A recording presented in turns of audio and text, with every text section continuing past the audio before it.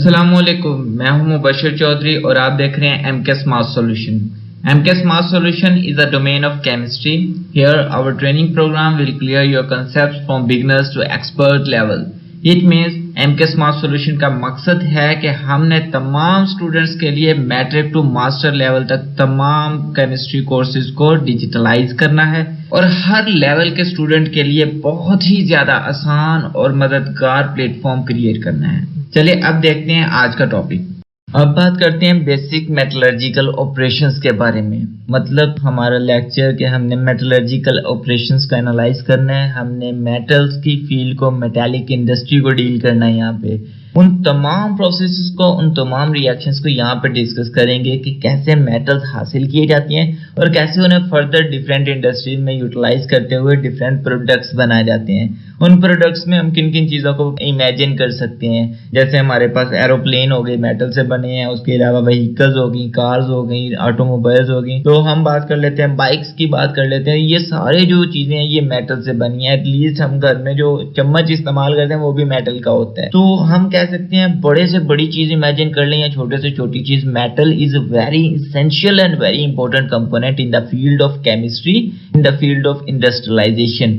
सो metallic industry बहुत ज्यादा important है। तो यहाँ पे हम बेसिक मेटलर्जिकल ऑपरेशंस को एनालाइज करेंगे। अब बेसिक मेटलर्जिकल ऑपरेशंस में सबसे इंपॉर्टेंट पॉइंट क्या होता है, सबसे इंपॉर्टेंट डेफिनेशन क्या है मेटलर्जी। मेटलर्जी क्या होती है? Metallurgy is the process of extraction of metal in the pure state on the large scale from its ores। मतलब कि ओर से बहुत बड़े पैमाने पे pure metal, pure state of the metal को एक्सट्रैक्ट करने का जो प्रोसेस है, अलग करने का जो प्रोसेस है, उसे मेटलर्जी कहते हैं। सिंपल वर्डिंग में बात कर लेते हैं, मेटलर्जी एक ऐसे प्रोसेस को कहते हैं जिसमें हम क्या करते हैं, ओर जो होगी, अब हमें अभी नहीं पता कि ओर्स क्या होती हैं, हम इमेजिन कर लेते हैं कि ओर जो होती हैं वो impure form of the metal है। अब इम्प्योर फॉर्म ऑफ मेटल से हमने प्योर फॉर्म ऑफ मेटल हासिल करना है एट द लार्ज स्केल, बहुत बड़े पैमाने पे। इस प्रोसेस को मेटलर्जी कहते हैं। That may be held by physical और केमिकल मीन्स। मतलब ये जो मेटलर्जी का प्रोसेस है ये केमिकल वे से भी होता है, ये फिजिकल वे से भी होता है। इस पूरे लेक्चर में हम दोनों वेज की बात करेंगे, हम दोनों प्रोसीजर को डिस्कस करेंगे कि फिजिकल वेज में मेटलर्जी कैसे परफॉर्म की जाती है और केमिकल वेज में मेटलर्जी कैसे परफॉर्म की जाती है। Before moving toward the metallurgical operation, हम कुछ इंपॉर्टेंट टर्मिनोलॉजीज को डिस्कस करते हैं। Terminologies that are mainly used during the metallurgical operation. मतलब कि मेटलर्जिकल ऑपरेशन तो हम एनालाइज करने लगे हैं इस टॉपिक में, लेकिन उससे पहले हम उन टर्मिनोलॉजीज को सामने रखते हैं जो मेटलर्जिकल ऑपरेशन में सबसे ज्यादा जरूरी होती हैं और जिन्हें हम बार बार इस्तेमाल करेंगे। टर्मिनोलॉजीज क्या होती हैं? वो वर्ड होते हैं, वो सेंटेंस होते हैं, या फिर वो ऑब्जेक्ट होता है जिसे हम बार बार इस्तेमाल करते हैं, जिसके मीनिंग कुछ और होती हैं। तो सबसे पहले हम बात करेंगे मिनरल्स के बारे में, फिर हम बात करेंगे ओर्स क्या होते हैं, ओर्स किन्हें कहते हैं। देखिए मिनरल्स से तो हम सभी वाकिफ है ना, तो मिनरल्स क्या होते हैं, हर चीज पे मिनरल्स लिखा होता है, हम बचपन से सुनते आ रहे हैं इसमें इतने मिनरल्स होते हैं, इसमें इतने इंग्रेडिएंट्स होते हैं, तो वो कंसेप्ट माइंड में रख लो। चलो ओर्स क्या होते हैं, ओर्स और उसके अलावा गैंग्यू किसे कहते हैं, स्लैग किसे कहते हैं, ये तमाम जो टर्मिनोलॉजीज हैं, ये तमाम जो वर्ड्स हैं, इन्हें हम समझ लेते हैं एक दफा, क्योंकि मिनरल्स, ओर्स, गैंग्यू, स्लैग, ये जो चार टर्मिनोलॉजीज हैं, ये चार वर्ड्स हैं, इस पूरे लेक्चर में हमने इन चारों वर्ड्स को बार बार इस्तेमाल करना है। तो अगर हम बेसिक कंसेप्ट ही नहीं पता होगा कि मिनरल किसे कहते हैं, ओर्स किसे कहते हैं, गैंग्यू किसे कहते हैं, स्लैग किसे कहते हैं, तो हम इसे समझ नहीं पाएंगे। सो सबसे पहले बात करते हैं मिनरल्स क्या होती हैं। The solid natural material found beneath the earth surface. मतलब जमीन की सतह से नीचे जो भी हम सॉलिड मटेरियल हासिल कर रहे होते हैं ना मट्टी के साथ, उसे मिनरल कहते हैं। Which contain the compound of metal in combined state along with earth impurity. मतलब कि जमीन के साथ जो इम्प्योरिटी होती है उसके साथ कंबाइंड फॉर्म में मेटल के कुछ कंपाउंड्स होते हैं, उन्हें मिनरल्स कह देंगे। सो अगर हम रफली बात कर लें, बहुत ज्यादा सिंपल वैल्यू, बहुत ज्यादा सिंपल लेवल पे आके बात कर लेना कि जमीन में अगर हम मिट्टी उठा रहे होते हैं ना बहुत ज्यादा गहराई से, तो उस मिट्टी में कुछ मेटालिक फॉर्म्स भी होती हैं, कुछ मेटालिक कंपाउंड्स होती हैं, तो उन्हें हम जो इम्प्योर फॉर्म होगी, इम्प्योर स्टेट होगी अर्थ क्रस्ट की या सरफेस की, उससे हम हासिल होने वाले जो कंपाउंड्स होंगे उन्हें मिनरल्स कहते हैं। नेचुरल मटेरियल को मिनरल कहते हैं जो सॉलिड फॉर्म में जमीन से हासिल किए जाते हैं in the rough solution, rough form में जो बात कर रहे हैं। सो हमें पता चल गया मिनरल्स क्या होते हैं। अब बात करते हैं ओर्स क्या होते हैं। ओर किन्हें कहा जाता है? Those minerals from which metals are extracted commercially at comparatively low cost with minimum effort. मतलब ओर्स उन मिनरल्स को कहा जाता है जो हम क्या करते हैं, बहुत ही कम एफर्ट के साथ, बहुत ही कम कॉस्ट के साथ हम क्या करते हैं, कमर्शियल स्केल पे। कमर्शियल स्केल कौन सा होता है? बहुत ह्यूज लेवल, हमने कहा था ना लार्ज स्केल पे, वो कमर्शियल स्केल होता है। लार्ज स्केल की बात कर रहे होते हैं जब पूरी इकोनॉमी, पूरी कम्युनिटी ने कोई प्रोडक्ट इस्तेमाल करना हो ना, तो वो कमर्शियल स्केल हो गया। अब हमें पता चल गया मिनरल्स क्या होते हैं। वो कंपाउंड हो गए, वो सॉलिड फॉर्म मटेरियल हो गए जो हमने जमीन से मट्टी के साथ निकाले हैं, जिनके अंदर जो मेटल्स हैं वो कंपाउंड फॉर्म में पाए जाते हैं इन द कंबाइंड स्टेट। अब उन मिनरल्स में से वो जो कंपोनेंट होंगे या वो मिनरल्स की टाइप होगी जो बहुत ही मिनिमम एफर्ट के साथ, बहुत ही लो कॉस्ट में हम लोग हासिल कर लेते हैं उस इम्प्योर फॉर्म से, उसे ओर कहते हैं। और भी इम्प्योर फॉर्म है, लेकिन ये वो फॉर्म है जो हम बहुत ही आसानी से मिनरल से अलग करते हैं और वो हमारे लिए जरूरी होती है। अब देखें, इसे हम अगर लेवल्स में डिस्ट्रीब्यूट करें, मिनरल्स हमारे लिए इंपॉर्टेंट हैं, वो बहुत ज्यादा वैल्यू पे आ जाते हैं हमारे पास जब हम उन्हें हासिल करते हैं फ्रॉम द अर्थ सरफेस। लेकिन जब हम उस इम्प्योर फॉर्म ऑफ सरफेस को प्यूरिफाई करने की कोशिश करते हैं या फिर कंसंट्रेट अलग करने की कोशिश करते हैं कि हम उसमें से इस्तेमाल होने वाला हिस्सा है उसे अलग कर दें और जो गैर इस्तेमाल होने वाला हिस्सा है उसे अलग कर दें, तो जो इस्तेमाल होने वाला हिस्सा है उसे हम ओर कह सकते हैं। देखें, हमने यहाँ पे बात की दोज मिनरल्स। ओर्स क्या होते हैं? वो मिनरल्स होते हैं from which metals are extracted, जिसमें से हम मेटल्स को एक्सट्रैक्ट करते हैं, हासिल करते हैं कमर्शियली, बहुत बड़े पैमाने पे, at comparatively low cost with minimum effort. मतलब बहुत कम खर्चे पे और बहुत कम एफर्ट करके हम जो मेटल्स को अलग कर लेते हैं मिनरल से, उसे ओर कह देते हैं। नेक्स्ट टर्म है हमारे पास gangue, other impurities associated with metal. मतलब कि ये सारी इम्प्योरिटीज होती हैं। अब मिनरल में तो दो हिस्से हो गए ना मिनरल के, एक तो वो हिस्सा हो गया जो कीमती है जिसे हमने ओर्स कह दिए, और दूसरा वो हिस्सा हो गया जो बिल्कुल वेस्ट है, जो कीमती नहीं है, इम्प्योरिटीज होती हैं, उन्हें हम गैंगियो कह देंगे। मतलब वो मिट्टी हो गई, मतलब वो झाड़ियां होगी, मतलब कोई भी चीज जो उस मेटल के कंबाइंड फॉर्म के साथ जुड़ी होती है टेम्परेरी, हम उन्हें क्या कहेंगे? गैंगियो, वेस्ट प्रोडक्ट कह देंगे। सो नेक्स्ट बात करते हैं स्लैग क्या होता है। Slags, it is a mixture of metal silicate and metal phosphate. For example हम बात कर लेते हैं, हमारे पास कैल्शियम सिलिकेट है, आयरन सिलिकेट है या फिर मैंगनीज सिलिकेट है। ये सारे जो मिक्सचर हैं मेटल सिलिकेट या मेटल फॉस्फेट के, इन्हें हम स्लैग कह देंगे। अब बहुत अच्छे से याद रखिएगा इन चारों टर्मिनोलॉजीज को। मैंने बार बार इसे सिंप्लीफाई नहीं करना है इस पूरे लेक्चर में, मैंने सिर्फ मिनरल्स का नाम लेना है, मैंने ओर्स का नाम लेना है, गैंगियो कह देना है, स्लैग कह देना है, और मैं यही मान कर चलूंगा कि आप लोगों को पता है मिनरल्स क्या होती हैं, आप लोगों को पता है ओर्स क्या होते हैं, और आप लोगों को पता है गैंगियो किसे कहते हैं और स्लैग कैसे हासिल होते हैं। मतलब slag is the mixture of metal silicate, metal phosphate, उसे हम स्लैग कह रहे हैं। तो इन टर्मिनोलॉजीज को याद रखिएगा, इस पूरे लेक्चर में ये बार बार इस्तेमाल होने वाली हैं ड्यूरिंग द प्रोसीजर। सो अब मूव करते हैं बेसिक मेटलर्जिकल ऑपरेशंस में, step of the metallurgical operation. मतलब वो तमाम स्टेप्स जो मेटलर्जिकल ऑपरेशंस में इस्तेमाल हो रहे होती हैं या जिनसे मेटलर्जिकल ऑपरेशंस परफॉर्म किया जा रहा होता है, उन्हें हम वन बाय वन मूव करते हैं, वन बाय वन एनालाइज करते हैं। To get a fine state of metal, an ore has to pass from following steps. मतलब कि एक प्योर फॉर्म जो होती है ना मेटल की, उसे हासिल करने के लिए ओर्स को इन सारे स्टेप्स में से गुजारा जाता है।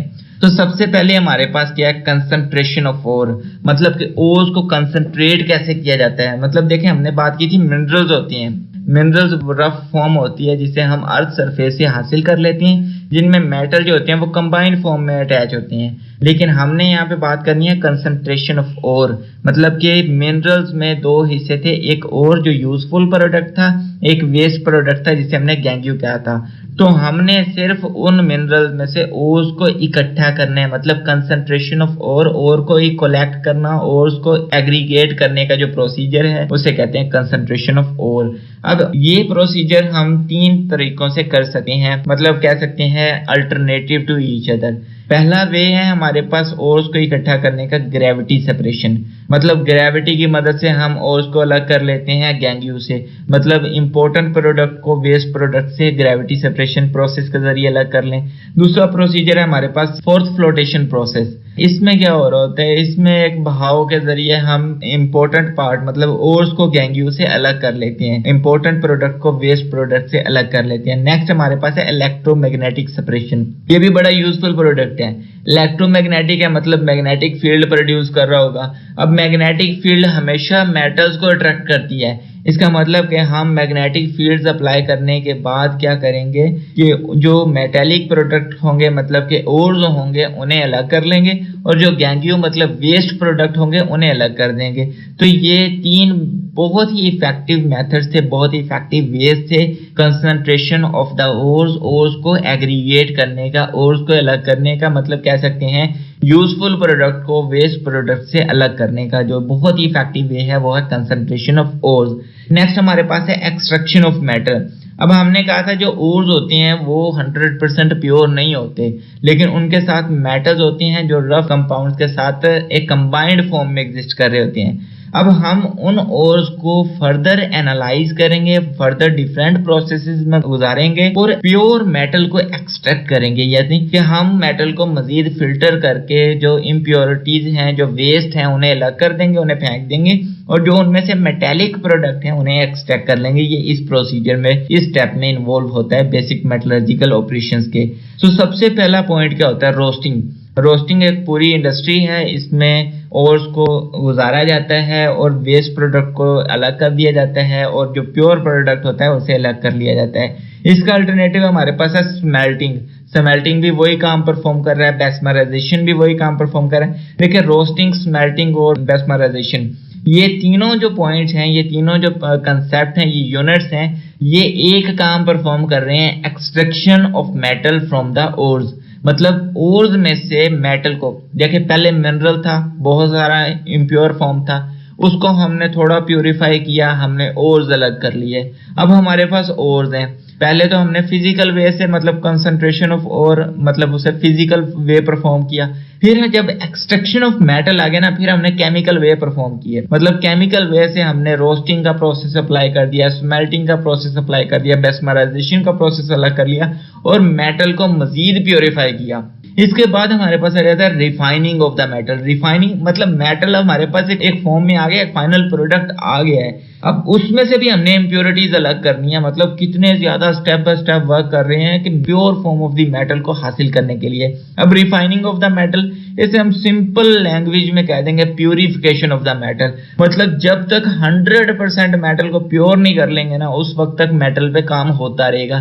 देखिए यही वो आउटलाइंस हैं जो इस पूरे टॉपिक में हमने एनालाइज करनी है, और जो हर एक इंडस्ट्रियल यूनिट इसी आउटलाइन को फॉलो कर रहा होता है। सबसे पहले क्या होता है, मिनरल्स होते हैं। मिनरल्स को जमीन की सरफेस से हासिल किया जा रहा होता है, उसको बाद में कंसंट्रेशन ऑफ ओर से गुजारा जाता है। मतलब डिफरेंट फिजिकल वेज इस्तेमाल किए जाते हैं, जैसे कि gravity separation, fourth flotation process, electromagnetic separation, ये फिजिकल वेज हैं। इनमें से गुजारने के बाद जो मिनरल्स हैं उनमें से इम्प्योरिटीज जिन्हें गैंग्यू कहा गया है वो अलग कर दी, उन्हें वेस्ट कर दिया, और जो हमारे पास बेनिफिट प्रोडक्ट्स थे, जो इंपॉर्टेंट प्रोडक्ट्स थे जिसे ओर कहा गया है, उसे अलग कर दिया। ओर्स में मेटेलिक प्रोडक्ट्स होती हैं। अब जो ओर्स हमारे पास आ गए हैं बहुत बड़ी अमाउंट में, उसमें से हमने एक्सट्रैक्शन करनी है मेटल्स की।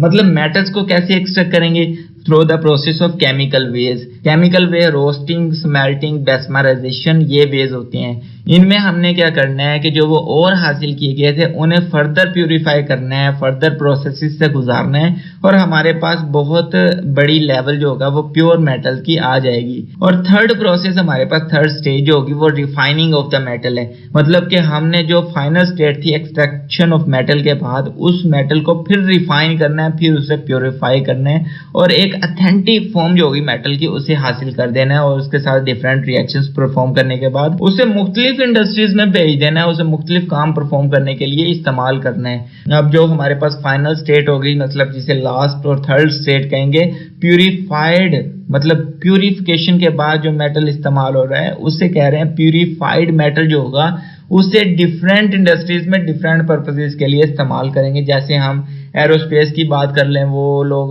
स्पेस शटल्स बनाने के लिए, या फिर हम कह सकते हैं एरोप्लेन्स बनाने के लिए, या फिर हम कह सकते हैं ऑटोमोबाइल्स इंडस्ट्री की बात कर लें तो गाड़ियां बनाने के लिए, बाइक्स बनाने के लिए उस मेटल को इस्तेमाल करेंगे।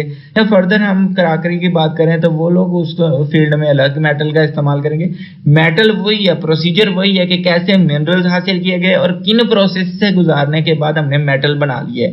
मतलब मिनरल से मेटल बनने तक का सफर जो है उसे कहते हैं बेसिक मेटलर्जिकल ऑपरेशन, जिसे हमने इन स्टेप्स में डील करना है, step of the metallurgical operations.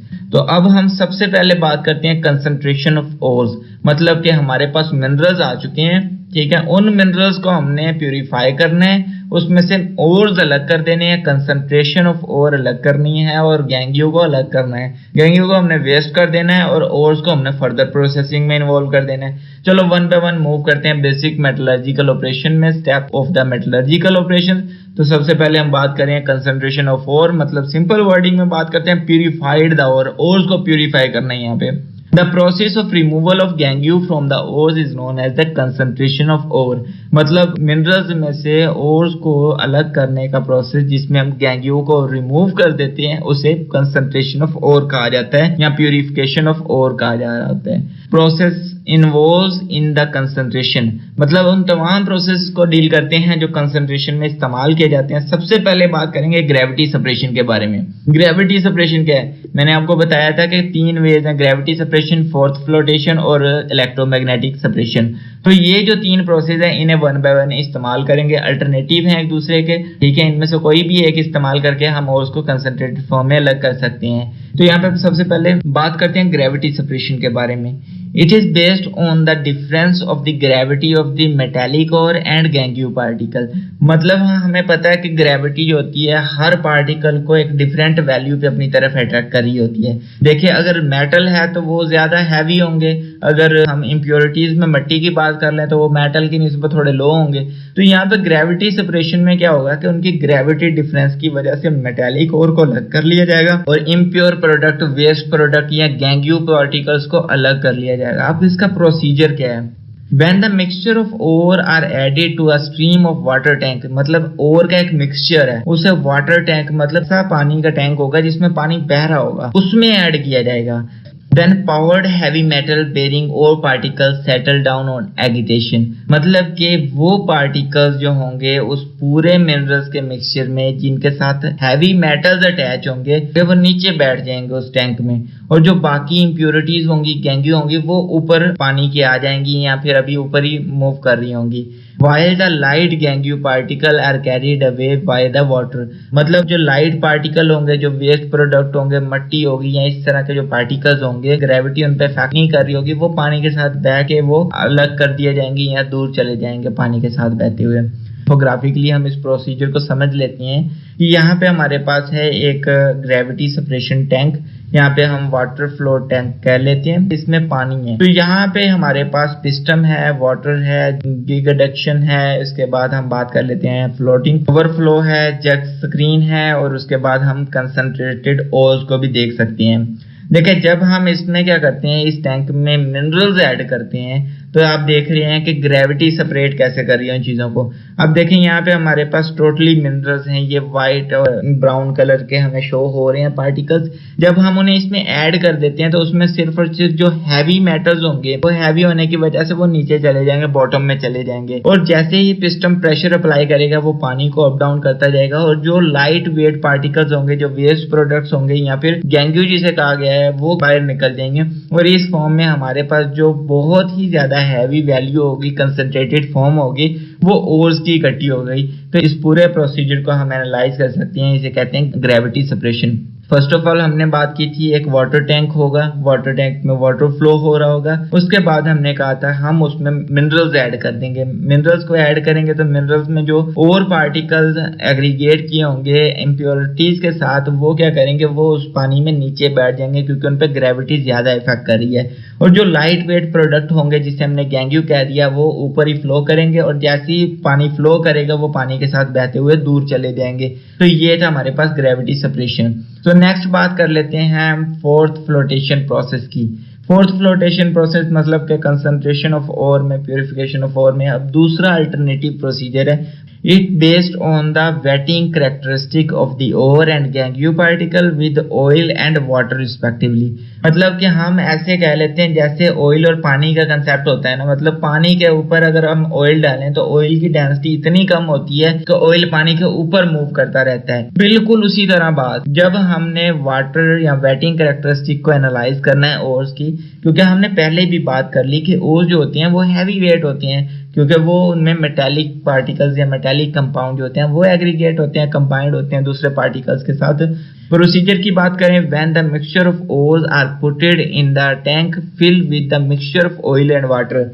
मतलब इसमें हम कह रहे हैं एक हमारे पास टैंक है जो फिल्ड है विद वाटर एंड ऑयल के मिक्सचर के साथ। अब हमें पता है कि ऑयल और वाटर का जितना भी मिक्सचर बना ले नीचे पानी होता है, ऊपर ऑयल ही रह जाता है। तो उसमें क्या करना है कि मिक्सचर ऑफ ओर्स को उसमें इंट्रोड्यूस करना है। उसमें हमने क्या करना है, जो हमारे पास मिक्सचर ऑफ ओर है, मतलब कि हमारे पास जो मिनरल्स हैं उसे हमने इस टैंक में डाल देना है। Then the powder ore particles are preferentially wetted by the oil and gangue particles by the water.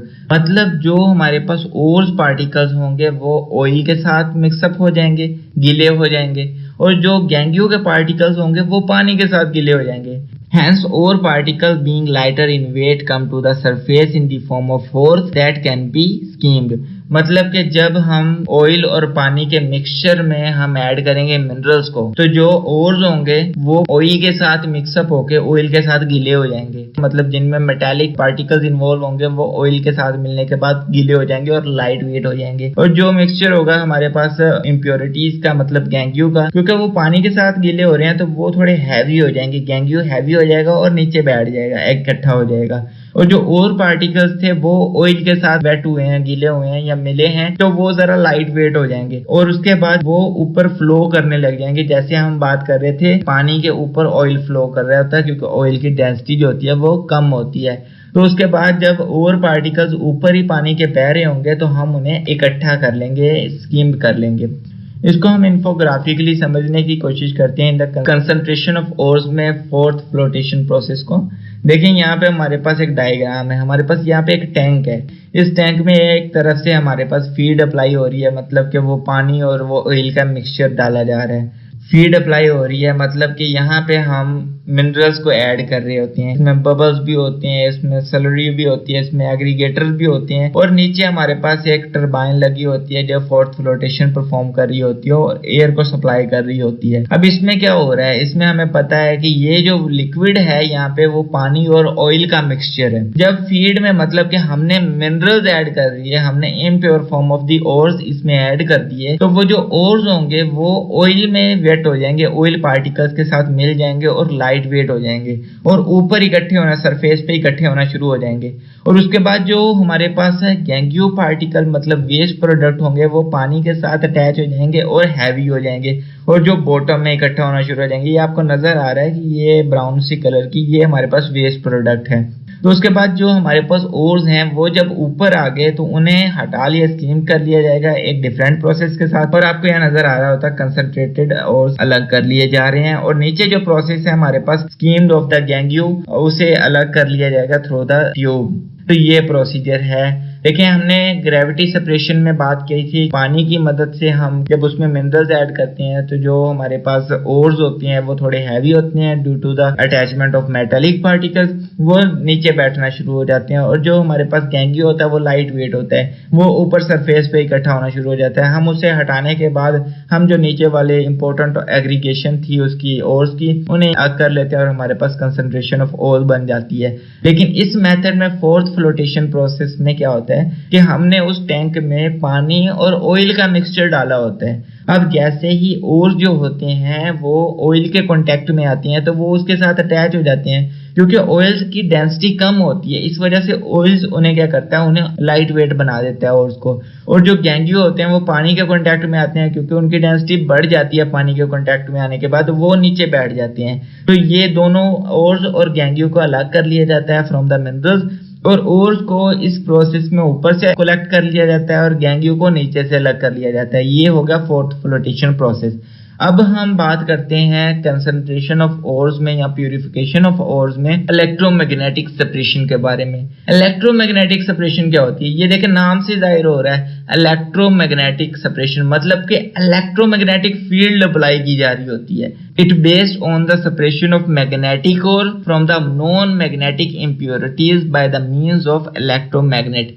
मतलब सिंपल बात है, जैसे नाम से जाहिर हो रहा है कि एक इलेक्ट्रोमैग्नेट इस्तेमाल किया जा रहा है।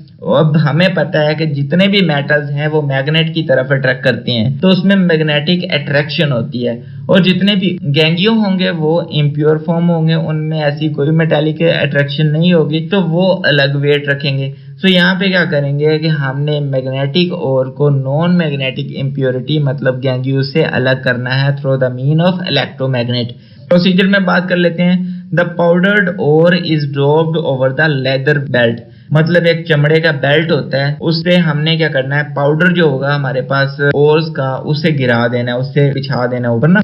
Moving over the two roller in which one is magnetic, दो रोलर होंगे। अब दोनों रोलर के ऊपर हमारे पास वो लेदर बेल्ट होगा जो उनके ऊपर एक फॉर्म बना रहा है, एक पट्टी बना रहा होगा। अब उस पट्टी पे हमने पाउडर्ड ओर को गिरा देना है या बिछा देना है। Hence the ore get attracted and collected near the magnet। अब यहाँ पे क्या होगा, हमने बात की थी वो दोनों रोलर होंगे, उनमें एक जो रोलर होगा वो मैग्नेटिक होगा और दूसरा नॉन मैग्नेटिक होगा। जस्ट कंसीडर के जो आगे वाला रोलर है वो मैग्नेटिक है और जो पीछे वाला रोलर है वो नॉन मैग्नेटिक है। अब रोलर का क्या काम होता है, वो बेल्ट को घुमा रहा होता है। हमने उस बेल्ट के ऊपर ओर का जो पाउडर है या मिक्सचर है मिनरल्स का वो बिछा देना है। जब वो घूमने जाएगा तो उसके ओर पार्टिकल्स, मतलब जिनमें मैग्नेटिक प्रॉपर्टीज हैं, मतलब कि हम मेटालिक ओर्स की बात कर रहे थे, वो जो उस मैग्नेटिक बेल्ट के रोलर के पास जाएगा तो वो उसके साथ अटैच हो जाएगा, और जो नॉन मैग्नेटिक है मतलब गैंक्यू है वो उसके साथ अटैच नहीं होगा। तो जब वो बॉटम में मूव करेगा तो जो हमारे पास इम्प्योरिटीज हैं वो थोड़ा दूर गिरेंगी, और जो हमारे पास मेटालिक पार्टिकल्स हैं मतलब कि जो मैग्नेटिक के लिए अट्रैक्शन फील कर रहे थे वो थोड़ा बेल्ट के करीब गिर रही होंगी। तो इसे हम कंसेप्चुअली एनालाइज करेंगे। While the non magnetic impurities fall further away, वही बात होगी कि वो जो गैंगियो होंगे उनमें मैग्नेटिक प्रॉपर्टीज नहीं होंगी तो वो दूर जाके गिर रही होंगी, और जो हमारे पास ओर्स होंगी उनमें मैग्नेटिक प्रॉपर्टीज हैं तो वो बेल्ट के करीब गिर रही होंगी।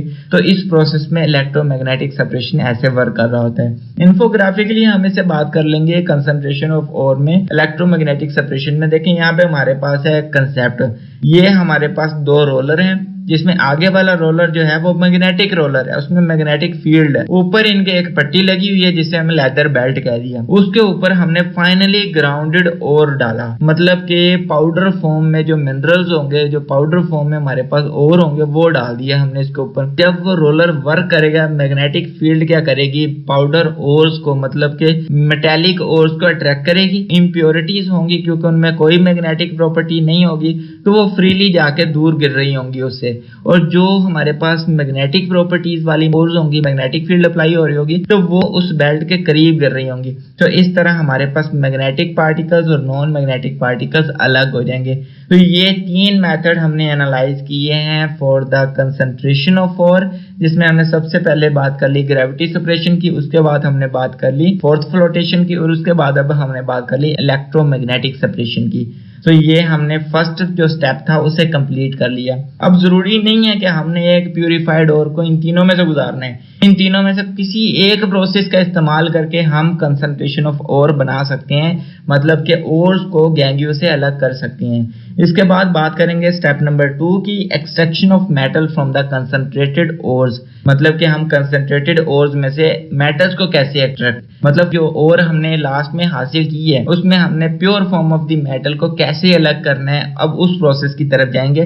पहले हमने बात की फिजिकल मेथड्स की जिसमें हमने ओर्स को गैंगियो से अलग किया। अब हमने बात करनी है केमिकल मेथड की जिसमें हमने ओर्स में से ही इम्प्योरिटीज को अलग करना है। जब तक हमने प्योर मेटल को अलग न कर लें तब तक हमने ये प्रोसीजर गुजारनी है इन तमाम स्टेप्स में से। जैसे सबसे पहले अब बात करते हैं extraction of metal from the concentrated ore. इसे हम इस तरह एक्सप्लेन कर सकते हैं या डिफाइन कर सकते हैं, the metal is isolated from the concentrated ore by the chemical reduction और इलेक्ट्रोलाइटिक प्रोसेसेस। मतलब कि अब हमने फाइनल स्टेट हासिल कर ली कंसंट्रेटेड ओर्स की। अब उन कंसंट्रेटेड ओर्स को फर्दर प्यूरिफाई करना है टू आइसोलेट द मेटल, मतलब कि एक एक मेटल को अलग ना कर लें, तब तक हमने इनमें से गुजारना है। ये प्रोसीजर केमिकल रिडक्शन भी हो सकती है या इलेक्ट्रोलाइटिक प्रोसेस भी हो सकती है। अब इलेक्ट्रोलाइटिक प्रोसेस क्या होती है? आपको याद होगा हमने केमिस्ट्री क्लास 9th के कोर्स में पढ़ा था, यूनिट नंबर 7 में इलेक्ट्रोकेमिस्ट्री में इलेक्ट्रोलाइटिक प्रोसेसेस को बहुत डिटेल से। और अगर आपको नहीं पता इलेक्ट्रोलाइटिक प्रोसेस क्या होता है तो एमके स्मार्ट सॉल्यूशन की प्लेलिस्ट में चले जाएं। केमिस्ट्री कंप्लीट कोर्स होगा 9th का, उसमें चैप्टर नंबर 7 इलेक्ट्रोकेमिस्ट्री, उसमें इलेक्ट्रोलाइटिक प्रोसेसेस को बहुत डिटेल से डिस्कस किया है। आप उसमें उसे एनालाइज कर सकते हैं, स्टडी कर सकते हैं। सो अब बात करते हैं chemical method of the reduction of the ore involve the following methods. अब उन तमाम मेथड्स को डील करेंगे जो वन बाय वन इन्वॉल्व होंगे for the reduction of ore to extracting the metal. So सबसे पहले हम बात करेंगे रोस्टिंग क्या होती है। ये देखें, रोस्टिंग, स्मेल्टिंग, वेस्पराइजेशन, ये स्टेप बाय स्टेप मूव करेंगे। पहले जो ओर होगी वो रोस्टिंग से गुजारी जाएगी, उसका जो प्रोडक्ट होगा वो स्मेल्टिंग से गुजारा जाएगा, उसका जो प्रोडक्ट होगा वो वेस्पराइजेशन से गुजारा जाएगा, तो फाइनली हमारे पास कुछ प्योर फॉर्म आ जाएगी मेटल की। तो ये एक चेन है पूरी। सो सबसे पहले हमने यहाँ पे डिफाइन करना है रोस्टिंग क्या होती है। It is a process of heating of the concentrated ore to the high temperature in excess of the air. मतलब एक ऐसा प्रोसीजर है जिसमें हवा की मौजूदगी में हमने क्या करना है, कंसंट्रेटेड ओर को बहुत ही हाई टेम्परेचर पे हीट अप करना है, गर्म करना है। फॉर एग्जांपल, जैसे मिसाल के तौर पे हम इसे समझने के लिए बात कर लेते हैं। हमारे पास है कॉपर पायराइड, जिसे कॉपर पायराइड में हम कॉपर फेरस सल्फाइड भी कह सकते हैं। तो ये हमारे पास एक कंपाउंड है, जिसे हमने ओर कह दिया। is strongly heated in the excess of the air to convert into the mixture of the copper sulfide and ferrous sulfide। मतलब इसे हमने इतना ज्यादा हीटअप करना है कि ये जो कंपाउंड है कॉपर पायराइड ये टूट जाएगा और कॉपर सल्फाइड अलग हो जाएगा और फेरस सल्फाइड अलग हो जाएगा। while impurities react with the oxygen to form the volatile oxides। मतलब कि हमने स्टार्ट में बात की थी कि ये जो प्रोसीजर है ये ऑक्सीजन की मौजूदगी में करना है, मतलब बहुत ज्यादा एयर होनी चाहिए एक्सेस अमाउंट में। उससे क्या फायदा होगा? उससे जो सल्फाइड है जो एक्सेस अमाउंट में बच जाएगा, एक्सेस अमाउंट में ऑक्सीजन बच गया है ना, वो सल्फर डाइऑक्साइड की फॉर्म में कन्वर्ट हो जाएगा। जैसे इस केमिकल इक्वेशन में देखते हैं, हमारे पास है copper pyrite, copper ferrous sulphide, ये एक इम्प्योर फॉर्म है कंपाउंड की। जब हमने इसे हवा की मौजूदगी में बहुत ही हाई टेम्परेचर पे हीटअप किया है तो ये टूट के कॉपर सल्फाइड Cu2S में अलग हो गया और फेरस सल्फाइड FeS में अलग हो गया, और फाइनली जो एक्सेस सल्फाइड हमारे पास बच गया था उसने आगे फर्दर एनालिसिस में सल्फर डाइऑक्साइड में कन्वर्ट हो गया। तो ये हमारे पास जो प्रोसेस था इसे कहते हैं रोस्टिंग। अब रोस्टिंग में हमारे पास 3 प्रोडक्ट्स आए हैं। सल्फर डाइऑक्साइड जो अलग हो जाएगी, जो गैसियस फॉर्म है वो अलग कर ली जाएगी इनमें से। मेजर प्रोडक्ट हमारे पास है फेरस सल्फाइड और कॉपर सल्फाइड। इन दोनों प्रोडक्ट्स को हम वन बाय वन अलग प्रोसीजर में इन्वॉल्व करने के बाद नेक्स्ट प्रोसेस में फर्दर रिफाइन करने की कोशिश करेंगे। लेकिन यहाँ पे हम रोस्टिंग के प्रोसेस को कुछ ज्यादा डिटेल से इंफोग्राफिकली एनालाइज करते हैं। तो यहाँ पे हमारे पास एक टैंक है, उसके बाद कुछ चिमनियां हैं, उसके बाद एक फीड कंटेनर है। यहाँ पे देख लें आप, हमारे पास जो कंसंट्रेटेड ओर है जिसे ओर फीड कहा जाता है वो यहाँ पे इकट्ठी की जा रही है इस कंटेनर में, जिससे वो मूव कर रहा होगा टुवर्ड द रोस्टिंग टैंक। ये सिलेंडर इतनी ज्यादा हीट प्रोवाइड कर रहा होगा, बहुत ही हाई टेम्परेचर प्रोवाइड कर रहा होगा, क्योंकि हमने कहा था रोस्टिंग का जो प्रोसेस है ये हवा की मौजूदगी में परफॉर्म किया जाता है। तो यहाँ पे देखें, हम बॉटम में हमारे पास पाइपलाइंस हैं, हवा भी प्रोवाइड कर रही है, ये फ्यूल भी प्रोवाइड कर रही है फॉर द बर्निंग प्रोसेस। यहाँ पे क्या होता है कि जो हमारे पास ओर है वो बर्न होगी, यहाँ पे जलेगी, तो उसमें कॉपर सल्फाइड जो है वो अलग हो जाएगा, फेरस सल्फाइड अलग हो जाएगा और सल्फर डाइऑक्साइड अलग हो जाएगी। देखिए, जो सबसे ज्यादा लाइट वेट होगी वो सबसे ऊपर चली जाएगी कंटेनर में, कुछ हैवी अमाउंट में कुछ डेंस रखती होगी अपने आप को, वो यहाँ से अलग कर ली जाएगी। और यहाँ पे डिफरेंट हमारे पास स्टेप्स हैं, डिफरेंट प्रोडक्ट्स आ जाते हैं, कैसे उन्हें वाटर स्प्रे किया जा रहा है, कैसे उन्हें फर्दर प्रोसेस से गुजारा जा रहा है। और हमारे जो क्वालिटी वाले प्रोडक्ट्स हैं जैसे कॉपर सल्फाइड, फेरस सल्फाइड, वो यहाँ से अलग कर लिए जाएंगे। और जो हमारे पास सल्फर डाइऑक्साइड जैसी गैसेज हैं वो गैसेज यहाँ से ऊपर से होती है, क्योंकि वो बहुत ही लाइट वेट होती हैं, वो अलग हो जाएंगी।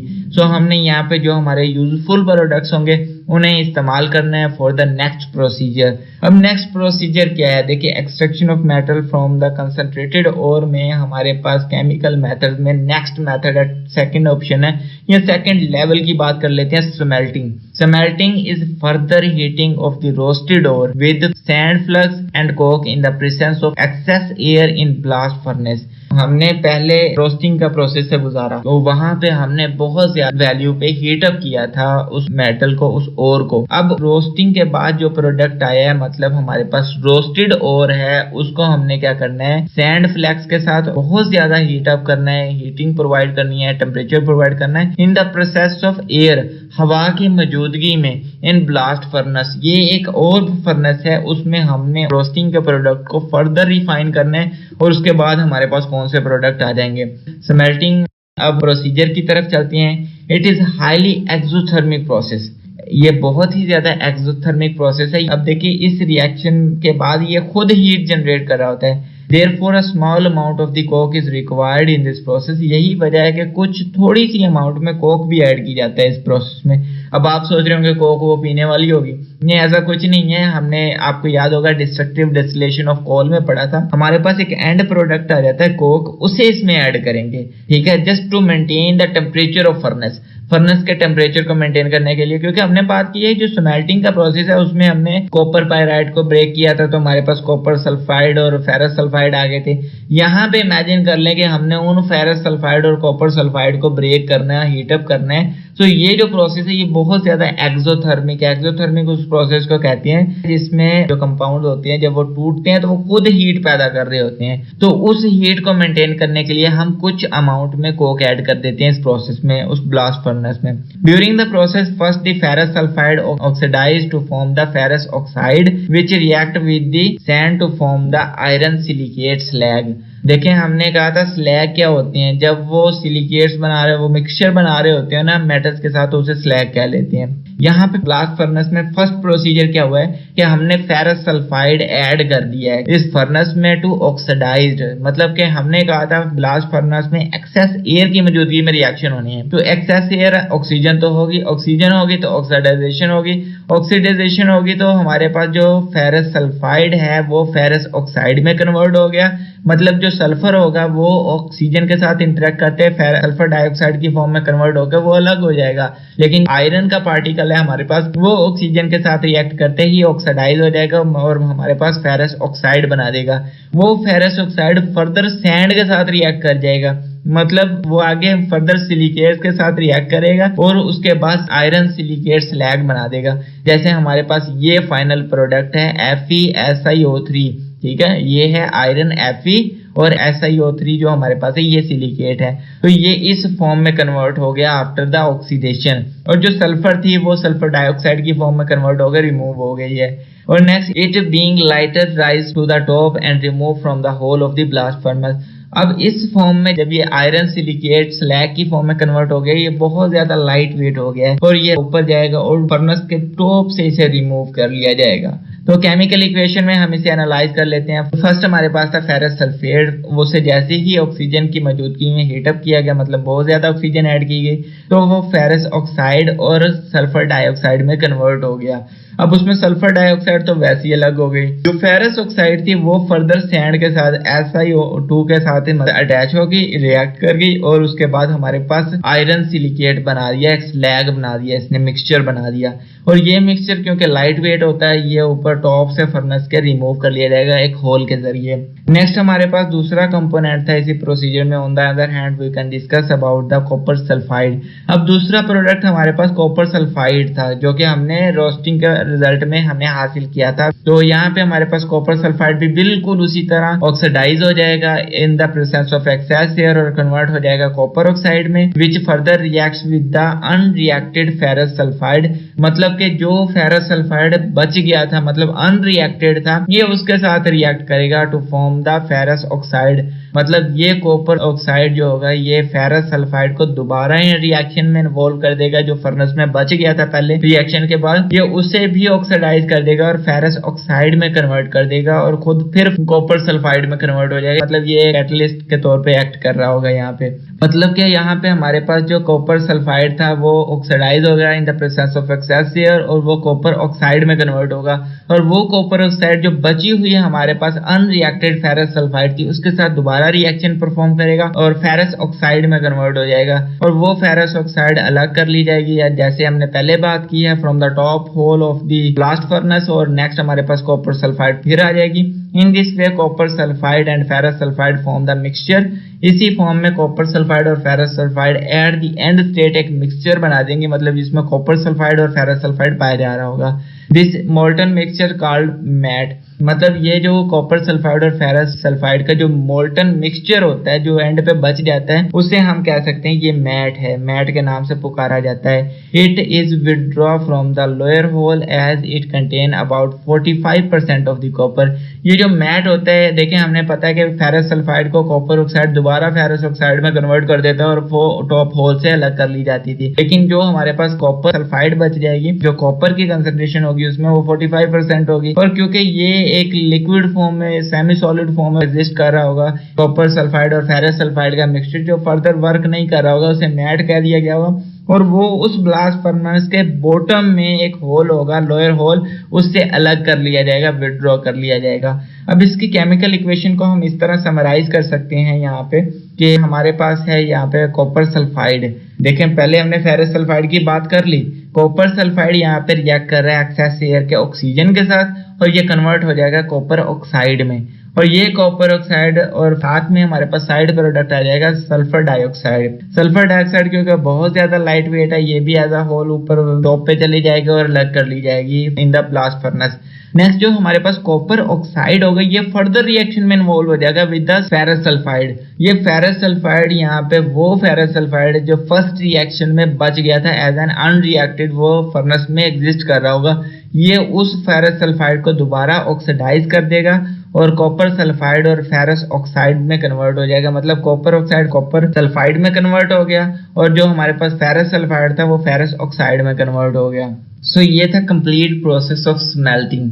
अब इस स्मेल्टिंग के प्रोसेस को हम जरा इंफोग्राफिकली एक्सप्लेन करने की कोशिश करते हैं, और यहाँ पे एक बहुत ही ज्यादा लंबी सी एक फर्नेस है जिसे हम ब्लास्ट फर्नेस कह देते हैं। देखें ये टैंक है, इसमें हम क्या कर रहे हैं फीड पोर्ट, मतलब ये जो ऊपर वाले हिस्से हैं जहाँ पे हम फीड अप्लाई कर रहे होते हैं, तो इसमें ये है कि वो फीड कौन सी है, वो रोस्टेड प्रोडक्ट्स होंगे, रोस्टेड ओर्स होंगी, जिसमें हमने रोस्टेड ओर में बात कर लीजिए, हमारे पास कॉपर सल्फाइड है, हमारे पास फेरस सल्फाइड है, ये हमारे पास रोस्टेड ओर्स थी, कुछ प्योर फॉर्म्स थी और की। हमने यहाँ पे 1 बाय 1 वो ऐड करनी है क्योंकि हमें नजर आ रहा है कि यहाँ पे बहुत ही ज्यादा एक हाई टेम्परेचर है, जैसे लावा होता है, देखिए रेड और ये ब्राउन कलर में हमें नजर आ रहा है। तो जब हमने फीड अप्लाई की, मतलब कि रोस्टेड ओर्स इसमें अप्लाई कर दिए, तो यहाँ पे रिएक्शन हो रहा है क्योंकि हमने बात की थी यहाँ पे ये पूरा रिएक्शन जो होगा ये एयर की मौजूदगी में होगा, हवा की मौजूदगी में होगा, तो मतलब ये है कि इसमें ऑक्सीजन एक्सेस अमाउंट में पाई जा रही है।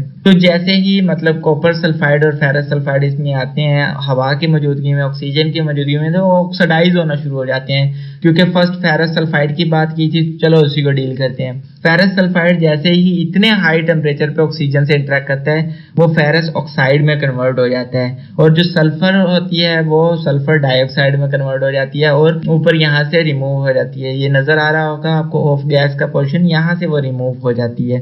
नेक्स्ट बात कर लेते हैं हम, फेरस ऑक्साइड आ गया है, वो फर्दर हमारे पास यहाँ पे as a side product sand भी ऐड की जा रही होगी। वो फेरस ऑक्साइड उस सैंड के साथ इंटरेक्ट कर रहा होता है और आयरन सिलिकेट की फॉर्म में कन्वर्ट हो जाता है और एक स्लैग की फॉर्म बना लेता है। देखिए आपको ये ब्राउन कलर का नजर आ रहा है, इसे स्लैग कहते हैं। अब जब वो फेरस ऑक्साइड जो है वो सैंड के साथ इंटरेक्ट करता है और आयरन सिलिकेट की फॉर्म में कन्वर्ट हो जाता है जो कि एक स्लैग है, तो स्लैग को इस पोर्शन से अलग कर लिया जाता है। आपको ये नजर आ रहा होगा इसका आउटलेट। तो उसके अलावा हमने बात की थी जो कॉपर सल्फाइड होता है वो जब इसमें इंटर किया जाता है इस ब्लास्ट फर्नेस में, वो इस कंटेनर में बची हुई फेरस सल्फाइड को दोबारा ऑक्सीडाइज कर देता है। मतलब फर्स्ट ऑफ ऑल जो कॉपर सल्फाइड होता है वो खुद ऑक्सीडाइज होता है, मतलब कॉपर सल्फाइड से कॉपर ऑक्साइड में कन्वर्ट हो जाता है। और उसके बाद वो जो बची हुई फेरस सल्फाइड होती है उसके साथ रिएक्शन परफॉर्म करता है और उसके बाद उसको दोबारा फिर ऑक्सीडाइज कर देता है और वो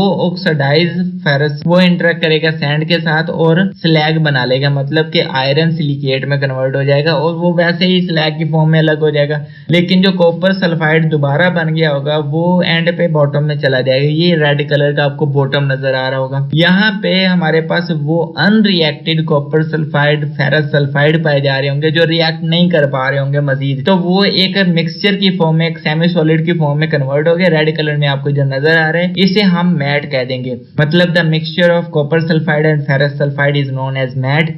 और वो मैट यहाँ पे बॉटम में अलग कर लिया जाएगा इन द ब्लास्ट फर्नेस। तो ये पूरा एक प्रोसेस था जो हमने एनालाइज किया है in the process of smelting. तो इसके बाद जो हमारे पास प्रोडक्ट्स आए हैं, जैसे कि हम स्लैग की बात कर लेते हैं या जिसे हमने कहा है आयरन सिलिकेट, उसकी बात कर लेते हैं। इसे हम फर्दर एनालाइज करते हैं in next process. Next process है हमारे पास chemical method of reducing of ore में बेस्मराइजेशन। बेस्मराइजेशन क्या होता है? देखिए, अब तक हमने दो प्रोसीजर पढ़ लिए in the extraction of metal. First हमने पढ़ा है रोस्टिंग का प्रोसेस। रोस्टिंग का प्रोसेस में क्या हो रहा था, हमने जो कंसंट्रेटेड ओर थी वो एक फर्नेस में ऐड की है और ऑक्सीजन की मौजूदगी में उसे हमने तोड़ दिया। उसके बाद जो इम्प्योरिटीज थी वो गैस रिमूव हो गई और जो हमारे पास कुछ प्योर फॉर्म आई है ओर्स की, उन्हें हमने एज अ प्रोडक्ट इस्तेमाल कर लिया in next reaction. Next reaction हमारे पास स्मेल्टिंग था। अब हमने रोस्टेड प्रोडक्ट्स को स्मेल्टिंग में इन्वॉल्व कर दिया और हमारे पास एक और प्रोडक्ट आ गया जिसे हमने आयरन सिलिकेट कह दिया। अब जो वो आयरन सिलिकेट या जिसे हमने स्लैग कहा था उसे हमने थर्ड यूनिट में इन्वॉल्व कर दिया जो कि बेस्मराइजेशन है। बेस्मराइजेशन क्या होता है? It is further heating of the molten matte in the pear shaped Bessemer converter. मतलब याद होगा आपको कि मैट आ गया था फाइनल स्टेट, मतलब जिसे हमने कहा था मिक्सचर ऑफ कॉपर सल्फाइड और ferrous sulphide.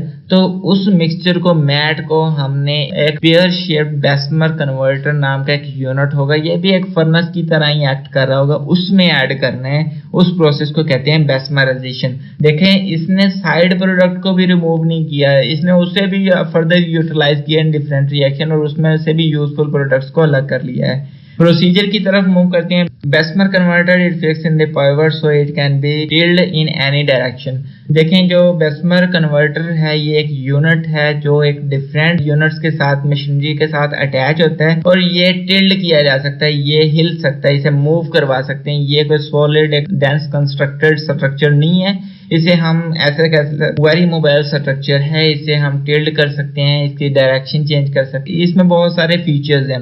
Molten matte is mixed with the sand and heated with a lot of blast of air through tuyere. So हमारे पास जो मोल्टन मैट होता है, हमने उसे जब बेस्मर टावर में एंटर कर दिया और उसके साथ हमने सैंड पार्टिकल्स को, मतलब कि SiO2 को भी उसमें डाल दिया, एंटर कर दिया और बहुत सारी हीट प्रोवाइड कर दी, बहुत हाई टेम्परेचर प्रोवाइड कर दिया, जिसके रिजल्ट में क्या होगा कि वो बहुत ज्यादा टेम्परेचर हाई हो गया होगा और ऑक्सीजन भी इस्तेमाल हो रही होगी और बहुत सारे डिफरेंट केमिकल रिएक्शंस परफॉर्म हो रहे होंगे। जैसे बात कर लेते हैं, मैट में दो ही तो चीजें, कॉपर सल्फाइड और फेरस सल्फाइड। और यहाँ पे हमारे पास बात करते हैं फेरस सल्फाइड की। Ferrous sulphide is oxidised to form the ferrous oxide. मतलब सिंपल बात है, मैट में जो फेरस सल्फाइड होगी उसकी ऑक्सीडेशन हो जाएगी at high temperature in the blast furnace in the presence of air. So वो ऑक्सीडाइज होके फेरस ऑक्साइड में कन्वर्ट हो गया which further react with the sand. देखे, उसी तरह जैसे हमने स्मेल्टिंग टावर में पढ़ा था उसी तरह वो फेरस ऑक्साइड दोबारा सैंड के साथ इंटरेक्ट करेगा और फॉर्म द स्लैग, स्लैग बना लेगा, मतलब एक मिक्सचर बना लेगा। उसके बाद क्या कर लिया जाएगा, that float on the top, जो ऊपर वाली लेयर पे फ्लोट कर रहा होगा और उसे वहां से रिमूव कर लिया जाएगा। इसको केमिकल इक्वेशन की फॉर्म में बात कर लेते हैं। हमारे पास मैट में बात थी फेरस सल्फाइड की। Ferrous sulphide excess air oxygen के साथ इंटरेक्ट करेगा बहुत ज्यादा हाई टेम्परेचर पे और वो ऑक्सीडाइज हो जाएगा in the form of ferrous oxide और जो सल्फर होगी वो कन्वर्ट हो जाएगी सल्फर डाइऑक्साइड की फॉर्म में और वो रिमूव हो जाएगी from the top hole of the container. और नेक्स्ट हमारे पास जो फेरस ऑक्साइड होगा वो सैंड के साथ रिएक्ट कर जाएगा और आयरन सिलिकेट की फॉर्म में कन्वर्ट हो जाएगा, जिसे कि हम स्लैग कह रहे थे, और इसको हम एक अलग होल से, एक अलग आउटलेट से इसे रिमूव कर लेंगे। अब बेस्मराइजेशन में दूसरी बात कर लेते हैं, दूसरी साइड पर डिस्कशन कर लेते हैं। हमारे पास है कॉपर सल्फाइड, क्योंकि मैट दो चीजों पे कंसिस्ट कर रहा था, कॉपर सल्फाइड और फेरस सल्फाइड पे। तो कॉपर सल्फाइड में क्या हो रहा है, कॉपर सल्फाइड इतने इतने ज्यादा हाई टेम्परेचर पे in the presence of excess air वो भी ऑक्सीडाइज हो जाएगा और किस में कन्वर्ट हो जाएगा, कॉपर ऑक्साइड्स में। सो यहाँ पे कहा है हमने on the other hand copper sulphide is oxidised to form the copper oxide. और फिर क्या होगा, which again react with the remaining copper sulphide, जो बाकी बची हुई कॉपर सल्फाइड है वो उसके साथ रिएक्ट कर जाएगी to form the metallic copper. मतलब प्योर फॉर्म ऑफ कॉपर को रिमूव करने के लिए, मतलब बनाने के लिए वो बची हुई कॉपर सल्फाइड के साथ रिएक्ट करना शुरू कर देगी। इसे हम केमिकल इक्वेशन में एनालाइज करने की कोशिश करते हैं। देखिए हमने मैट में दो हिस्से पढ़े थे, एक कॉपर सल्फाइड, दूसरी फेरस सल्फाइड। फेरस सल्फाइड को हमने प्रीवियसली पिछले टॉपिक में डिस्कस कर लिया है। अब हम कॉपर सल्फाइड को देखते हैं। कॉपर सल्फाइड है Cu2S। अब copper sulphide in the presence of excess air copper oxide में कन्वर्ट होगी, मतलब कि ऑक्सीडाइज होगी, और जो सल्फर होगी वो सल्फर डाइऑक्साइड की फॉर्म में कन्वर्ट होगी और फ्रॉम द टॉप होल वो रिमूव हो गई। जो हमारे पास बची हुई कॉपर ऑक्साइड थी, यानी कि हमारा जो फाइनल प्रोडक्ट था, वो बची हुई कॉपर सल्फाइड के साथ रिएक्शन परफॉर्म करना शुरू कर देगी। और वो जो कॉपर ऑक्साइड कॉपर सल्फाइड के साथ रिएक्ट करेगी, वो जो ऑक्सीजन और सल्फर का रिएक्शन होगा वो सल्फर डाइऑक्साइड की फॉर्म में कन्वर्ट होगी और वो भी एज इट इज रिमूव हो जाएगी कंटेनर से। और जो बाकी जो कॉपर होगी वो प्योर फॉर्म ऑफ कॉपर में कन्वर्ट हो जाएगी और वो अलग से निकाल ली जाएगी। मतलब कि जो आयरन सल्फाइड था वो आयरन स्लैग की फॉर्म में अलग हुआ है, आयरन सिलिकेट की फॉर्म में अलग हुआ है, लेकिन जो कॉपर था वो बाइस्मराइजेशन में प्योर फॉर्म ऑफ कॉपर में कन्वर्ट हुई और प्योर फॉर्म ऑफ कॉपर की फॉर्म में अलग हो गई। तो अब बात करते हैं फॉर्मेशन ऑफ ब्लिस्टर कॉपर। ये जो कॉपर प्योर फॉर्म में अलग हो रही है ना, इसमें इसे ब्लिस्टर कॉपर कहते हैं। अभी इसके बारे में कुछ डिटेल डिस्कशन कर लेते हैं कि ब्लिस्टर कॉपर क्या होती है। तो formation of blister copper, then molten metal is shifted from the converter to the sand mode and it allowed to cool। जो हमारे पास फाइनल स्टेट आई ना कॉपर की, उसे क्या कर लिया हमने, सैंड के एक कंटेनर में शिफ्ट कर दिया। ठीक है, सिंपल फॉर्म है, हमने उसे प्लास्मराइजेशन टावर से उसमें हमने एक सैंड के एक कंटेनर में डाल दिया और उससे इतना टाइम प्रोवाइड किया कि वो ठंडा हो सके। Then the dissolved gases escape out forming blister on the surface of the solid copper which is called as the blister copper। मतलब कि वो जो हमारे पास फाइनल स्टेट कॉपर की आ गई है जिसे हमने एक्सट्रैक्ट कर लिया और एक सैंड मड में ऐड कर दिया है and allow it to cool, it is about 98% pure copper. ये एटलीस्ट 98% प्योर कॉपर होती है which is further refined bye the electrolysis. मतलब कि 98% प्योर कॉपर जो हमने इस प्रोसेस से हासिल की है उसे फर्दर एक और प्रोसेस मतलब इलेक्ट्रोलाइसिस के प्रोसेस में इन्वॉल्व करते हैं और फर्दर रिफाइन करते हैं कि हमारे पास 100% प्योर कॉपर आ जाए। तो हमने ब्लस्टर कॉपर के कंसेप्ट को भी देख लिया, हमने बेस्मराइजेशन के कंसेप्ट को भी देख लिया, स्मेल्टिंग के कंसेप्ट को भी देख लिया, रोस्टिंग के प्रोसेस को भी देख लिया। अब ये जो इलेक्ट्रोलाइसिस का प्रोसेस था ना, ये हम पढ़ चुके हैं केमिस्ट्री क्लास 9th में, यूनिट नंबर 7 इलेक्ट्रोकेमिस्ट्री के यूनिट में। तो हमने इसको बहुत डिटेल से डिस्कस कर लिया है। इलेक्ट्रोलाइसिस क्या होती है, इलेक्ट्रोलाइटिक सेल क्या होती हैं, ये पूरा एक रिएक्शन है, बहुत लंबा प्रोसीजर है। हमने इसे बहुत मजे के साथ डिस्कस किया था। आप केमिस्ट्री क्लास 9th एमकेएस मास सॉल्यूशन में पूरी एक प्लेलिस्ट है इलेक्ट्रोकेमिस्ट्री यूनिट नंबर 7 की, उसे एनालाइज करें, उसमें आपको ये कंप्लीट एनिमेटेड लेक्चर्स मिल जाएंगे, उसमें आपको बड़े मजे के लेक्चर हैं। अब बेस्मराइजेशन के प्रोसेस को हम जरा इन्फोग्राफिकली एनालाइज करते हैं। तो ये हमारे पास बेस्मराइजेशन टावर है, ये हम देख सकते हैं कि इसका टेम्परेचर वेरिएट कर रहा है, डिफरेंट है हमारे पास। देखिए सबसे बॉटम में टेम्परेचर सबसे ज्यादा हाई है, एटलीस्ट 1500 डिग्री सेल्सियस। थोड़ा ऊपर चल जाए तो 1250 डिग्री सेल्सियस, थोड़ा ऊपर चले जाए तो 900 डिग्री सेल्सियस, थोड़ा ऊपर 600 और टॉप पे 250 डिग्री सेल्सियस है।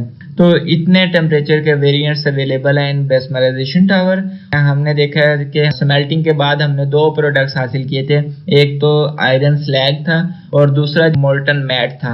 अब मोल्टन मैट हमने इसमें ऐड कर दिया बेस्मराइजेशन टावर में, और उसमें जो हमारे पास कॉपर सल्फाइड थी और फेरस सल्फाइड था वो फर्दर रिएक्शन परफॉर्म करती है in the presence of excess air, और वो फर्दर बहुत सारे हमारे पास यूजफुल प्रोडक्ट्स जनरेट कर रहे होते हैं। तो इस बेस्मराइजेशन टावर में हमने जब मोल्टन मैट इंटर किया है तो उसमें जो फेरस सल्फाइड बचा होगा वो फेरस ऑक्साइड में कन्वर्ट हो गया, और with the addition of sand, यहाँ पे सैंड भी मौजूद होती है, वो जो फेरस ऑक्साइड होगा वो सैंड के साथ रिएक्ट करते ही आयरन सिलिकेट की फॉर्म में कन्वर्ट हो गया जो कि मोल्टन स्लैग होता है। वो देखिए यहाँ पे आपको मोल्टन स्लैग का एक पोर्शन है और उसके साथ ही एक होल नजर आ रहा है, वहां से मोल्टन स्लैग होगा वो अलग कर लिया जा रहा होगा कंटिन्यूसली। देखिए इसका टेम्परेचर इतना हाई है, एटलीस्ट 1500 डिग्री सेल्सियस से भी ज्यादा होगा, तो मोल्टन स्लैग यहाँ पे अलग कर लिया जाएगा। और जो हमारे पास जो मोल्टन आयरन है, मतलब कि आयरन जो स्लैग के फॉर्म में कन्वर्ट नहीं हो रहा, प्योर फॉर्म ऑफ आयरन में कन्वर्ट हो रहा है, उसकी डेंसिटी ज्यादा होती है, वो और बॉटम में चला जाएगा और मोल्टन आयरन नीचे से कलेक्ट कर लिया जाएगा, नीचे एक होल है। सो हमारे पास जो दूसरा कंपोनेंट था वो था कॉपर सल्फाइड। कॉपर सल्फाइड जो होगा वो दोबारा इंटरेक्ट करेगा ऑक्सीजन के साथ और कॉपर ऑक्साइड में कन्वर्ट हो जाएगा। तो जब उसके बाद जो सल्फर होगी वो सल्फर डाइऑक्साइड के ऊपर वाले दोनों होल से रिमूव होती जाएगी हॉट गैसेस की फॉर्म में, और उसके बाद जो हमारे पास कॉपर ऑक्साइड होगा वो बची हुई कॉपर सल्फाइड के साथ रिएक्शन परफॉर्म करना शुरू कर देगा, और वो सल्फर और ऑक्सीजन का जो एलिमेंट होगा वो इंटरेक्ट करेंगे और सल्फर डाइऑक्साइड की फॉर्म में कन्वर्ट होती है हॉट गैसेस की फॉर्म में, एक वेस्ट की फॉर्म में रिमूव हो जाएंगी। और जो हमारे पास जो कॉपर है वो प्योर फॉर्म में कॉपर यहाँ से अलग कर लिया जाएगा, मतलब in the pure form copper अलग हो जाएगा। उस कॉपर को हमने फर्दर सैंड मोल्ड में ऐड कर दिया, एक अलग कंटेनर रेत से बना हुआ, और उसमें हमने उसे इतना वक्त दिया कि वो ठंडा हो सके, क्योंकि वो प्योर फॉर्म होगी कॉपर की। तो उस फॉर्म में आपको पता है जब कोई चीज गर्म होती है तो वो कुछ ना कुछ फ्यूम क्रिएट करती है, एक धुआं क्रिएट कर रही होती है, उसे हम कह देंगे ये ब्लस्टर कॉपर है, क्योंकि उसमें 100% कॉपर है। एटलीस्ट हम कहेंगे कि उसके रिजल्ट में हमारे पास जो कॉपर आई है वो 98% प्योर कॉपर है। और यहाँ पे हमारे पास आयरन स्लैग है वो अलग हो गया, आयरन कंपोनेंट अलग हो गया, कॉपर कंपोनेंट अलग हो गया, और कॉपर को फर्दर रिफाइन किया जाएगा, प्योरीफाई किया जाएगा for the further process of electrolysis to gain 100% pure copper. इसी तरह हम आयरन को भी डील करेंगे और 100% प्योर आयरन हासिल करने की कोशिश करेंगे। तो ये हमारा जो प्रोसीजर था extraction of metal from the concentrated, और ये स्टेप बाय स्टेप इस स्टेट तक आ गया कि हमने जो मेटल के कंपोनेंट थे जैसे कॉपर है, आयरन है, उनके हमने स्लैग और उनकी प्योर फॉर्म हासिल कर ली है, लेकिन फिर भी हम उसे नेक्स्ट प्रोसीजर नेक्स्ट स्टेप में इन्वॉल्व करेंगे जिसे लेवल 3 कहा जाता है, रिफाइनिंग, और इन अदर केस हम बात करेंगे purification of metal. So step of metallurgical operation में ये हमारे पास लास्ट स्टेप है प्यूरिफिकेशन ऑफ मेटल का। अब प्यूरिफिकेशन ऑफ मेटल में क्या होता है, मतलब रिफाइनिंग में क्या हो रहा होता है। Refining the impure metal by the electrolysis is most widely used process, मतलब कि जो हमारे पास इम्प्योर फॉर्म आ गई है, जैसे हमने आयरन स्लैग की बात कर ली या फिर हमने कॉपर की इम्प्योर फॉर्म की बात कर ली, जो हमारे पास इम्प्योर फॉर्म आ गई है at the end of bessemerization product, तो हमने यहाँ पे उसकी रिफाइनिंग करनी है। Refining the impure metal by the electrolysis. Electrolysis जो होती है ये बड़ी यूजफुल टेक्निक है। हमने chemistry class 9 unit number 7 electrochemistry में इलेक्ट्रोलाइसिस बहुत डिटेल से डिस्कस की है। नेक्स्ट हमने देखा है इलेक्ट्रोलाइसिस के नतीजे में क्या होगा, प्यूरिफिकेशन ऑफ कॉपर मेटल, मतलब कि हमने सबसे पहले तो कॉपर की बात कर लेते हैं ना। कॉपर में क्या था, हमने कहा था पहले हमने 98% प्योर कॉपर हासिल कर लिया है, लेकिन उस प्योर कॉपर को हमने 100% प्योर करना है। तो यहाँ पे क्या होगा, electrolytic refining is carried out in the electrolytic tank having the copper sulphide solution in it, मतलब अब उस इलेक्ट्रोलाइटिक टैंक में जो इलेक्ट्रोलाइट है वो कॉपर सल्फाइड का सॉल्यूशन होगा। There are two electrodes are suspended in the electrolytic solution। अब हमें पता है कि इलेक्ट्रोलाइसिस में 2 इलेक्ट्रोड होते हैं, वो दोनों इलेक्ट्रोड इलेक्ट्रोलाइटिक सॉल्यूशन में लटके होंगे। One of the impure copper metal that act as the anode while the other pure copper metal act as the cathode, मतलब वो दोनों इलेक्ट्रोड्स होंगे, एक एनोड होगा जो कि इम्प्योर कॉपर से बना होगा और दूसरा हमारे पास कैथोड होगा जो कि प्योर कॉपर मेटल से बना होगा। On passing the current through the solution, मतलब इलेक्ट्रोलाइट से जब करंट गुजारा जाएगा, anode dissolve to provide the copper ion. Anode जो होगा जो इम्प्योर कॉपर से बना होगा वो उसमें हल हो जाएगा, उस इलेक्ट्रोलाइट सॉल्यूशन में मिक्स हो जाएगा, और उस इम्प्योर कॉपर में से जो कॉपर की आयन होंगे वो मूव करना शुरू कर देंगे टुवर्ड द कैथोड, मतलब कि वो नेगेटिव चार्ज इलेक्ट्रोड की तरफ मूव करना शुरू कर देंगे। और कुछ देर बाद thereby copper atom deposited on the cathode by making it a thin block of the pure copper metal. वही पुराना प्रोसीजर है इलेक्ट्रोलाइसिस का, जो इम्प्योर फॉर्म होगी वो डिसॉल्व हो जाएगी इसके सोल्यूशन में, और उस सोल्यूशन में जो कॉपर आयन होंगे वो मूव करना शुरू कर देंगे टुवर्ड द कैथोड, और कैथोड पे जो हमारे पास फाइनली जो कॉपर आएगी वो 100% प्योर फॉर्म होगी कॉपर की। और जो इम्प्योरिटीज होंगी, the impurities like the gold, silver etcetera still down as the anode mud, मतलब कि वो जो इम्प्योरिटीज निकली हैं हमारे पास इम्प्योर कॉपर से एनोड मड के तौर पे एनोड के नीचे बैठ जाएंगी, वहां पे कंटेनर में नीचे आ जाएंगी। इन्फोग्राफिकली रिफाइनिंग के प्रोसेस को या प्यूरिफिकेशन ऑफ मेटल को या इलेक्ट्रोलाइसिस ऑफ कॉपर को हम ऐसे एक्सप्लेन कर सकते हैं। ये हमारे पास एक इलेक्ट्रोलाइटिक टैंक है। इस इलेक्ट्रोलाइटिक में ये ब्लू कलर का जो नजर आ रहा है ये कॉपर सल्फाइड सोल्यूशन है। तो यहाँ पे हमारे पास दो इलेक्ट्रोड हैं, एक कैथोड और दूसरा एनोड। जो कैथोड होगा वो प्योर कॉपर से बना होगा, जो एनोड होगा वो इम्प्योर कॉपर से बना होगा।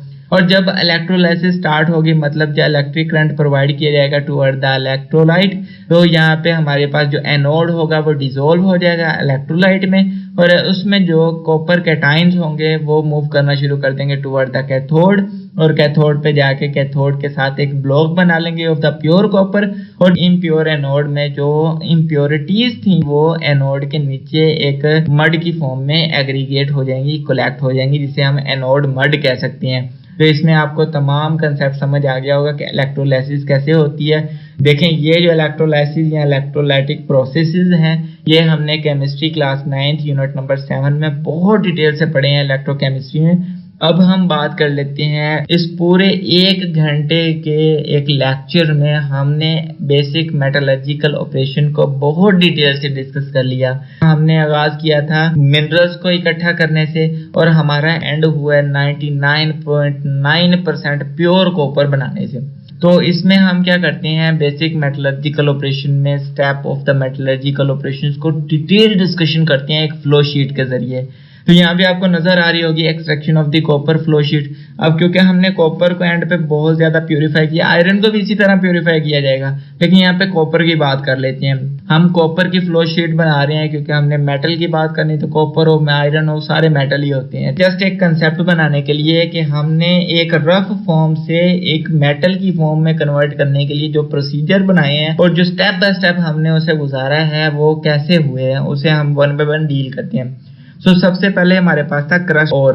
तो ये वो ओर है जो हमने मिनरल से अलग की थी, जिसमें हमने रिमूवल ऑफ इम्प्योरिटीज मतलब कि गैंगियो की बात हो रही है, उसे रिमूव किया था बाय द 4th फ्लोटेशन। अब ये 4th फ्लोटेशन प्रोसेस हो सकता है, ग्रेविटी सेपरेशन हो सकता है, या फिर हम बात कर ले इलेक्ट्रोमैग्नेटिक सेपरेशन की, कोई भी मेथड एक अप्लाई कर सकते हैं for the removal of impurities. Next हमारे पास आ गया वो कुछ कंसंट्रेटेड ओर आ गई, जिसमें हमने कॉपर पायराइड्स की बात कर ली। अब उन कॉपर पायराइड्स को फर्दर प्यूरिफाई करना था, तो हमने उसे extraction of the metal tower में इंटर कर दिया, मतलब एक नए लेवल में इंटर कर दिया, जिसमें हमने सबसे पहले उसे ऐड किया रोस्टिंग टावर में। रोस्टिंग एक फर्नेस के तौर पे हो रही थी, उसमें removal of the impurities in the form of sulphur dioxide वो रिमूव हो गई, और हमारे पास रोस्टेड प्रोडक्ट मतलब रोस्टेड ओर्स आ गए, जिसमें हमने बात कर ली कॉपर सल्फाइड की और फेरस सल्फाइड मतलब आयरन सल्फाइड। इसको रोस्टेड ओर के रिजल्ट में हमारे पास जो प्रोडक्ट्स आए थे उसे हमने नेक्स्ट टावर में इंटर कर दिया स्मेल्टिंग के। अब स्मेल्टिंग टावर में हमने क्या किया है कि वो कॉपर सल्फाइड और फेरस सल्फाइड को फर्दर रिएक्शन में इन्वॉल्व करने के बाद जो फेरस सिलिकेट बना लिए, मतलब कि एक स्लैग फॉर्म बन गई, उसे अलग कर दिया, और जो हमारे पास कॉपर सल्फाइड और फेरस सल्फाइड एक लास्ट फॉर्म में कन्वर्ट हो गए, जिसे मोल्टन फॉर्म मैट कहा जाता है, उसकी फॉर्म में अलग कर दिए, 2 प्रोडक्ट्स की फॉर्म में अलग कर दिए।